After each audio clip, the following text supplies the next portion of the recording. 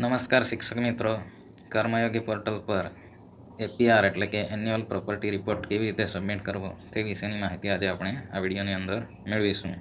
સર્વપ્રથમ કર્મયોગી portal login કરી લઈ. એમ્પ્લોય મોડ્યુલ પર પ્રોપર્ટી રિટર્ન સબમિશન એવું લખેલ છે, ત્યાં ક્લિક કરીશું એટલે આ પ્રકારની સ્ક્રીન જોવા મળશે.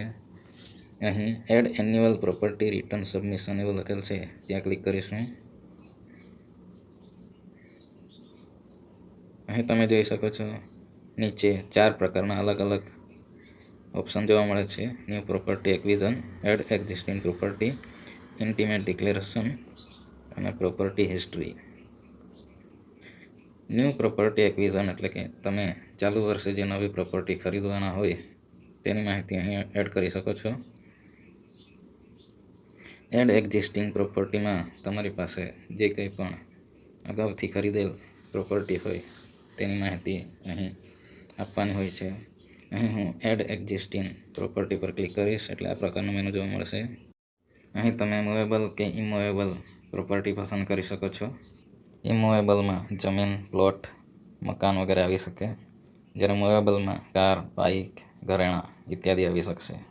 હું અહીં મૂવેબલ પસંદ કરીશ. ત્યારબાદ સિલેક્ટ ટાઈપ ઓફ પ્રોપર્ટીમાં પ્રોપર્ટી દર્શાવવા માંગતા હોય તે પસંદ કરી લેવાની. પે ઇન પે બેન્ડમાં કશું કરવાનું નથી. સિલેક્ટ પર્પસ લખેલ છે, ત્યાં પોસ્ટ ટ્રાન્ઝેક્શન ડિક્લેરેશન એ ઓપ્શનને પસંદ કરવાનો રહેશે. એક્ચ્યુઅલ પ્રપોઝ્ડ એક્વિઝન ડેટ, તેની અંદર પ્રોપર્ટી તમે કઈ તારીખે ખરીદી છે તે તારીખ લખવાની. સિલેક્ટ મોડ ઓફ એક્વિઝનમાં તમે પરચેસ કરેલ છે, પરચેસ એટલે કે ખરીદેલ છે, લીઝ એટલે કે ભાડેથી લીધેલ છે વગેરે પસંદ કરવાનું રહેશે. Description of property, area of land, area of construction. અહીં વાહન દર્શાવી રહ્યા હોય તો વાહન વિશેની વિગતવાર માહિતી એડ કરી દેવાની. ત્યારબાદ make model of property where necessary એવું લખેલ છે, ત્યાં વાહન હોય તો એનું નામ લખી દેવાનું છે.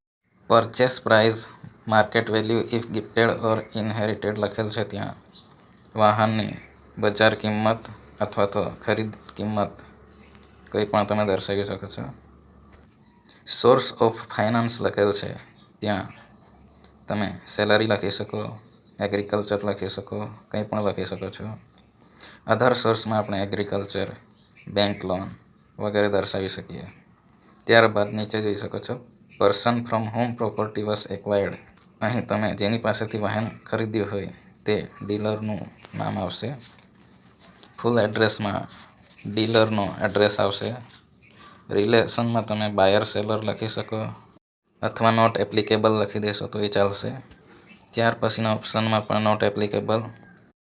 ફૂલ name of person through whom transaction was done, અહીં તમે કશું લખશો નહીં તો એ ચાલશે.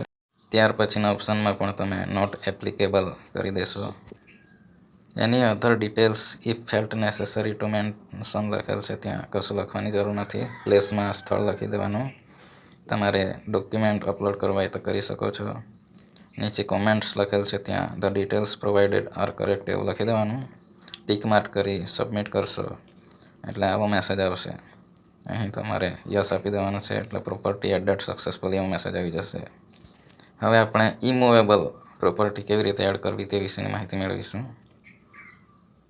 ટાઈપ ઓફ પ્રોપર્ટીમાં તમે land with resident building, apartment, land with commercial building, commercial shop, commercial office, warehouse, non agriculture land plot, agriculture land કે અધર પસંદ કરી શકો છો. સિલેક્ટ પર્પસમાં પોસ્ટ ટ્રાન્ઝેક્શન ડિક્લેરેશન એવું પસંદ કરવાનું રહેશે. એક્ચ્યુઅલ પ્રપોઝ્ડ એક્વિઝન ડેટમાં ખરીદ કર્યાની તારીખ પસંદ કરી લેવી. સિલેક્ટ મોડ ઓફ એક્વિઝનમાં સ્વતંત્ર રીતે ખરીદી હોય તો પરચેસ પસંદ કરવું, ભાડા પેટે હોય તો લીઝ પસંદ કરવું. Description of property, area of land, area of construction, જો તમે પ્લોટ ખરીદ્યો હોય તો પ્લોટનું માપ સ્ક્વેર ફીટમાં તમે દર્શાવી શકો છો. સિલેક્ટ પ્રોપર્ટી હોલ્ડ ટાઈપ લખેલ છે, ત્યાં સ્વતંત્ર રીતે ખરીદેલ હોય તો ફ્રી હોલ્ડ પસંદ કરવું, ભાડા પેટે હોય તો લીઝ હોલ્ડ પસંદ કરવું.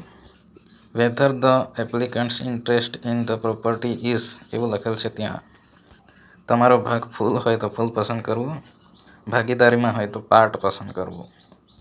ફૂલ પ્રોપર્ટી એડ્રેસ લખેલ છે ત્યાં પ્રોપર્ટી જે સ્થળે આવેલ હોય તે સ્થળનું સરનામું લખી દેવાનું છે. ફૂલ નેમ ઓફ એક્વાયરમાં જે વ્યક્તિએ ખરીદેલ હોય તે વ્યક્તિનું નામ લખી દેવાનું. રિલેશન વિથ એમ્પ્લોયર લખેલ છે ત્યાં જો ખરીદનાર અન્ય હોય તો તમારો તેની સાથેનો સંબંધ લખવાનો છે. Share of acquire in property in percentage જો ભાગીદારીમાં ખરીદેલ હોય તો તમારો હિસ્સો કેટલા ટકા છે તે દર્શાવવાનો રહેશે.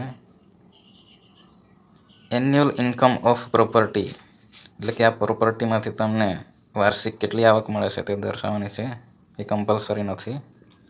પરચેસ પ્રાઇસ એટલે કે હાલના તબક્કે આ પ્રોપર્ટીની બજાર કિંમત અથવા તો ખરીદ કિંમત કેટલી છે તે તમે દર્શાવી શકો છો. સોર્સ ઓફ ફાઇનાન્સમાં તમે આ પ્રોપર્ટી સેલેરીમાંથી ખરીદેલ છે, ખેતીની આવકમાંથી ખરીદેલ છે કે ધંધાની આવકમાંથી ખરીદેલ છે તે દર્શાવવાનું રહેશે. અધર સોર્સિસમાં તમે બેંક લોન, એગ્રીકલ્ચર એવું તમે દર્શાવી શકો છો. પર્સન ફ્રોમ હુમ એક પ્રોપર્ટી વોઝ એક્વાયર્ડ લખેલ છે ત્યાં તમે જે વ્યક્તિ પાસેથી પ્રોપર્ટી ખરીદી હોય તે વ્યક્તિનું નામ લખવાનું રહેશે. ફૂલ એડ્રેસમાં પ્રોપર્ટી જે સ્થળે હોય તે સ્થળનું નામ લખી દેવાનું. રિલેશનમાં તમે નોટ એપ્લિકેબલ અથવા બાયર સેલર એવું લખી શકો. ત્યાર પછીના ઓપ્શનમાં નો અથવા નોટ એપ્લિકેબલ પ્લેસ લખેલ છે ત્યાં સ્થળનું નામ લખી દેવાનું. જો તમે દસ્તાવેજ અપલોડ કરવા માંગતા હોય તો દસ્તાવેજની PDF અપલોડ કરી દેવી. ત્યારબાદ નીચે કોમેન્ટ્સના ઓપ્શનમાં એક કોમેન્ટ લખી દેવાની છે. ત્યારબાદ ટીક માર્ક કરી સબમિટ બટન પર ક્લિક કરીશું એટલે તમારી પ્રોપર્ટી સબમિટ થઈ જશે. આટલું થઈ ગયા બાદ ફરીથી તમે એમ્પ્લોયી મોડ્યુલમાં APR પસંદ કરશો. તમારી પ્રોપર્ટી અહીં એડ થઈ ગયેલી જોવા મળશે. હવે એ પ્રોપર્ટીનું આપણે ફાઇનલ સબમિશન આપવાનું રહે છે. અહીં તમે નીચે જોઈ શકો છો ટોટલ એન્યુઅલ ઇન્કમ લખેલ છે ત્યાં આપણે આપણી વાર્ષિક આવક લખી દેવાની છે. ત્યારબાદ લેટેસ્ટ APR સબમિશન કોમેન્ટ્સમાં એક કોમેન્ટ લખી દેવાની.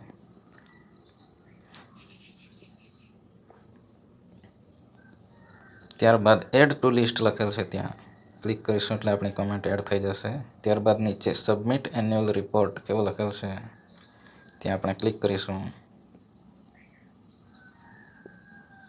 આર યુ શ્યોર એવું આવશે ત્યાં આપણે યસ આપી દેવાનું છે એટલે APRનું ફાઇનલ સબમિશન થઈ જશે.